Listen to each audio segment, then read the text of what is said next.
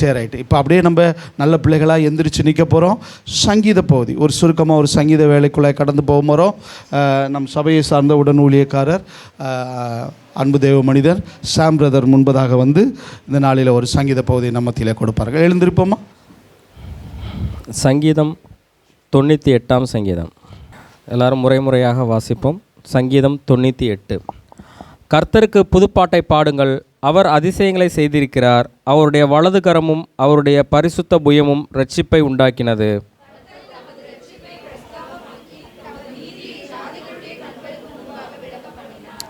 அவர் இஸ்ரவேல் குடும்பத்துக்காக தமது கிருபையையும் உண்மையும் நினைவு கூர்ந்தார்.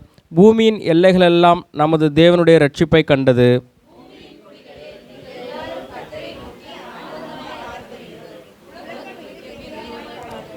சுரமண்டலத்தால் கர்த்தரை கீர்த்தனம் பண்ணுங்கள், சுரமண்டலத்தாலும் கீத சத்தத்தாலும் அவரை கீர்த்தனம் பண்ணுங்கள்.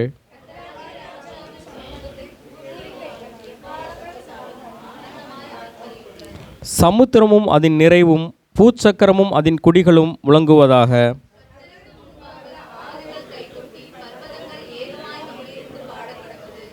அவர் பூமியை நியாயந்தீர்க்க வருகிறார், பூலோகத்தை நீதியோடும் ஜனங்களை நிதானத்தோடும் நியாயந்தீர்ப்பார். ஆமென்.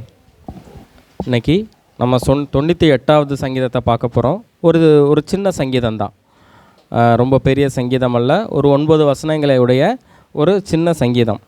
நம்ம சங்கீதங்களை பார்க்கும்போது அதோடைய முன்னுரையாக பார்ப்போம். இந்த சங்கீதத்திற்கு எந்த தலைப்பிடப்படவில்லை, யார் எழுதுனாங்கன்னு ஆனால் இதில் குறிப்பிடப்படவில்லை.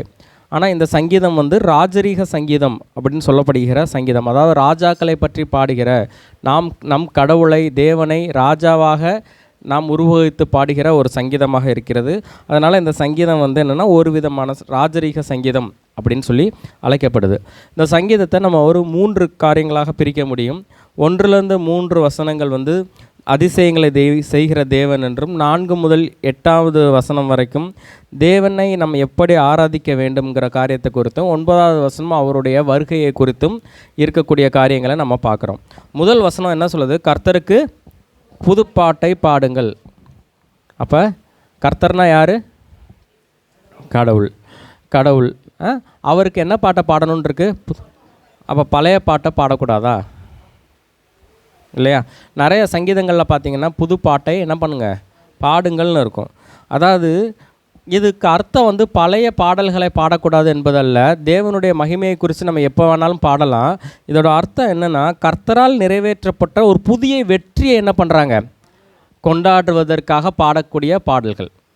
ஒரு கர்த்தர் ஒரு காரியத்தில் நமக்கு ஜெயம் தாரார் அப்படிங்கும்போது அது நமக்கு கிடைக்கிற புதிய வெற்றி, அது நிமித்தம் நாம் மகிழ்ந்து பாடக்கூடிய பாடல்கள் என்ன பண்ணுறது, புதுப்பாட்டு என்று அழைக்கப்படுகிறது.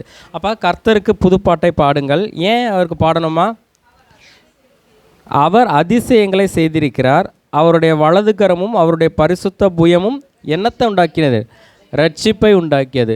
இந்த சங்கீதத்தை நம்ம 2 கோணங்களால் நம்மளால் வந்து தியானிக்க முடியும். ஒன்று வந்து என்னென்னா, பழைய ஏற்பாட்டு காலத்தில் அந்த இஸ்ரவேல் ஜனங்களுக்கு தேவன் செய்த அதிசயங்களை நினைத்து அவரை புகழ்ந்து பாடக்கூடிய பாடலாகவும் எடுத்துக்கலாம். இன்னொரு தீர்க்க தரிசன சங்கீதமாகவும் அதை எடுத்துக்க முடியும். என்ன சொல்லுது? அவருடைய பரிசுத்த புயமும் வலதுகரமும் என்ன வந்துச்சான்? ரட்சிப்பை உண்டாக்கியது. ஏசாயா 52 10வது வசனத்தை வாசிப்போமா?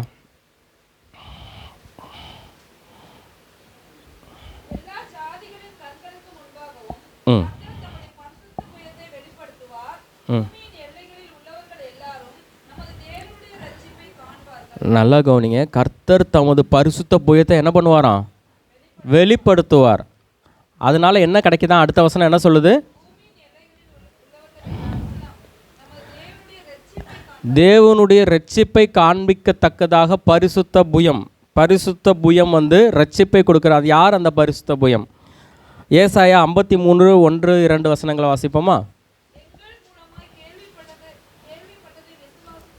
யார்?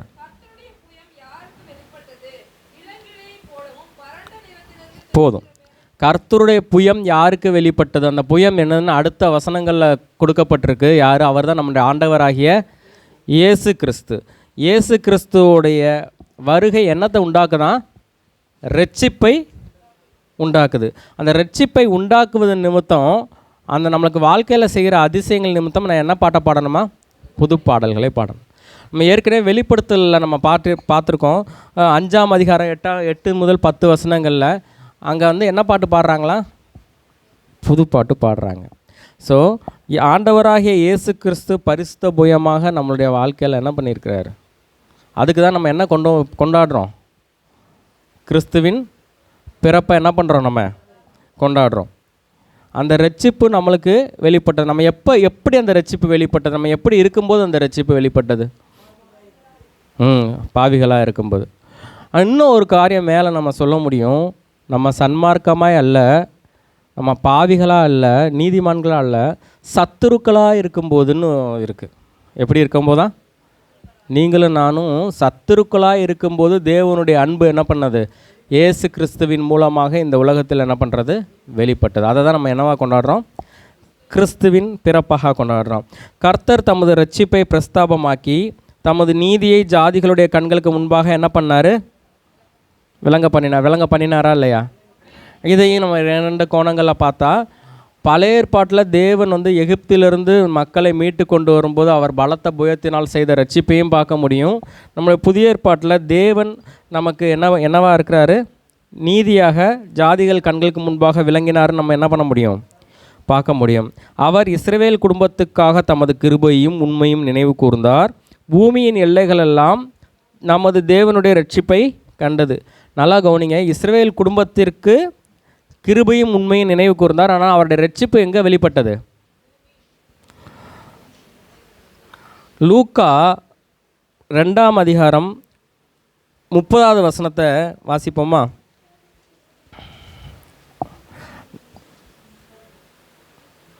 நானே இல்லை நான் வாசிக்கிறேன். புறஜாதிகளுக்கு பிரகாசிக்கிற ஒளியாகவும் உம்முடைய ஜனமாகிய இஸ்ரவேலுக்கு. எவ்வளோ அருமையாக அந்த சங்கீதம் வந்து சொல்லப்பட்டிருக்கு. யோசிச்சு பாருங்கள். புறஜாதிகளாகிய உங்களுக்கும் எனக்குமாக கிறிஸ்து என்ன பண்ணார்? பிறந்தார். இன்னும் சிம்பிளாக சொல்கிறேனே, அது என்ன? ரட்சிப்புனா என்ன? காப்பாற்றப்படுவது. எதிலிருந்து உங்களை காப்பாற்றினார் ஆண்டவர்?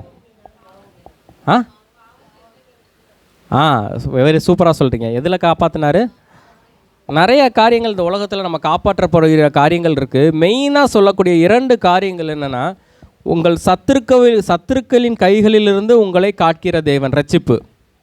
இன்னொன்று, உங்கள் பாவங்களிலிருந்து என்ன பண்ணுறாரு? ரட்சிப்பு. இல்லையா? இந்த உலகத்தில் நம்மளுக்கு நிறைய விதமான எதிர்ப்புகள், போராட்டங்கள் எல்லாம் இருக்குது.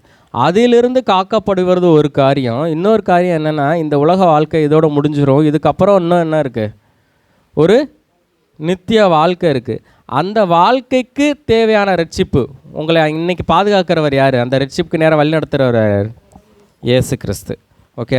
அப்போஸ்தலர் 4:12 மட்டும் வாசிப்போமா?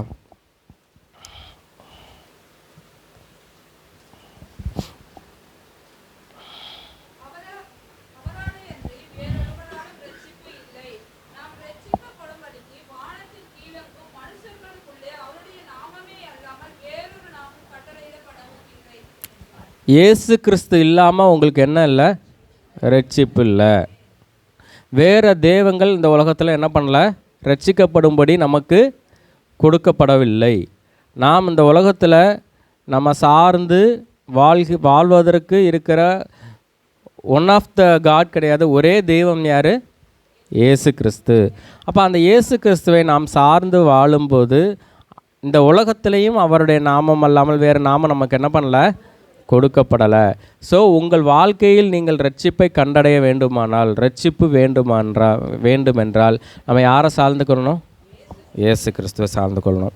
அந்த வசனங்களில் அடுத்தடுத்து என்ன சொல்லுது அப்படின்னு சொன்னால், நீங்கள் வந்து கர்த்தரை எவ்வாறு அதை கனப்படுத்தணும், துதிக்கணுங்கிறத பற்றி சொல்லியிருக்கு. சுரமண்டலத்தால் துதிங்க, கீத சத்தத்தால் கீர்த்தனம் பண்ணுங்க, சமூகத்தில் பூரிகைகளாலும் எக்கால சத்தத்தாலும் ஆனந்தமாய் ஆர்ப்பரியுங்கள்.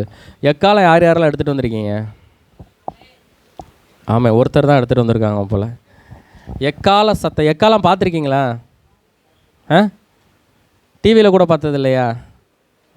நம்மளுக்கு ஆண்டவர் என்ன கொடுத்துருக்காரு? வாயிலே என்ன பண்ணியிருக்காரு? கொடுத்துருக்காரு. அந்த சத்தத்தை நம்ம எங்கெல்லாம் கேட்க முடியும்?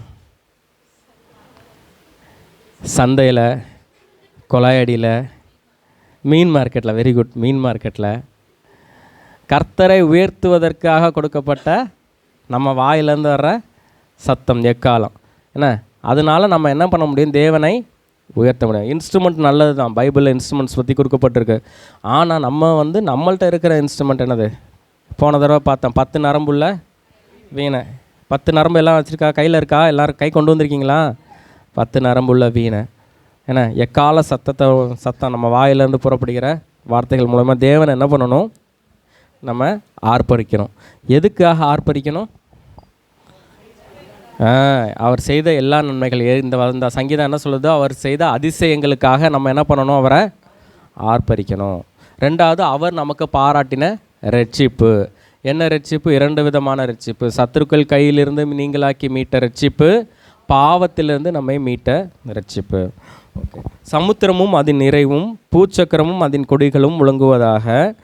ஏன்னா கர்த்தருக்கு முன்பாக ஆறுகள் கை கொட்டி பர்வதங்கள் ஏகமாய் கெம்பீரித்து பாடக்கடவுது. அந்த சங்கீதக்காரன் அந்த சமுத்திரத்தையும், அதாவது இந்த உலகம் எதனால் நிறைந்திருக்கிறது? தண்ணீரினால் 3 பங்கும், ஒரு பகுதி நிலப்பரப்புமால் நிறைந்திருக்கிறது. அத்தனையும் யாரை ஆர்ப்பரித்து துதிக்கணும்னு சொல்கிறாரு அந்த சங்கீதக்காரன்?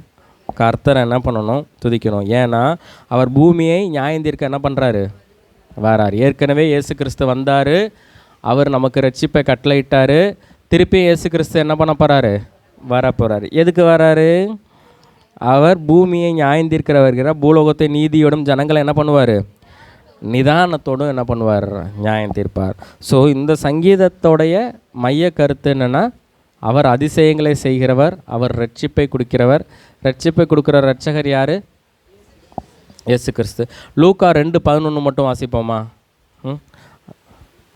11.